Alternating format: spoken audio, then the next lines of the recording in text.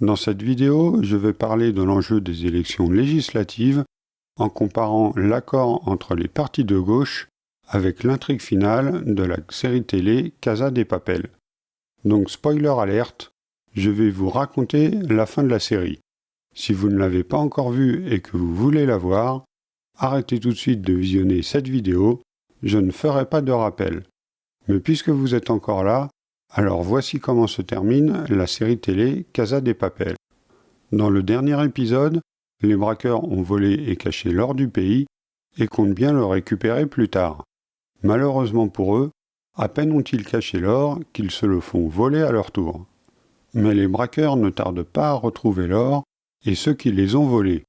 Deux solutions s'offrent alors aux braqueurs et aux voleurs.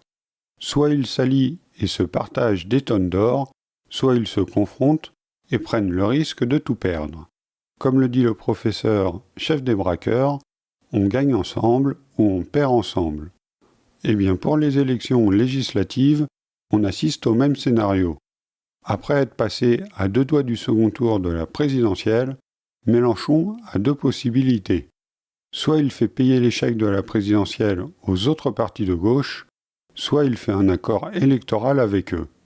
À première vue, il peut être tentant pour Mélenchon de faire payer l'échec des présidentielles aux autres partis de gauche lors des législatives. La France insoumise deviendra alors le seul parti de gauche à avoir des députés, mais se retrouverait dans l'opposition. Autre possibilité, Mélenchon a compris qu'il devait partager son trésor électoral de la présidentielle avec les Verts, le PS et le PC, car il a besoin d'eux pour devenir majoritaire. Certes, cela relancerait des partis boulets et agonisants, mais cela permettrait aussi à la France insoumise d'avoir beaucoup plus de députés que si elle candidatait seule. Mieux, si l'Union populaire devenait majoritaire à l'Assemblée nationale, cela permettrait à Mélenchon de devenir Premier ministre et d'appliquer la majeure partie de son programme. Comme le dit le professeur, chef des braqueurs, on gagne ensemble ou on perd ensemble.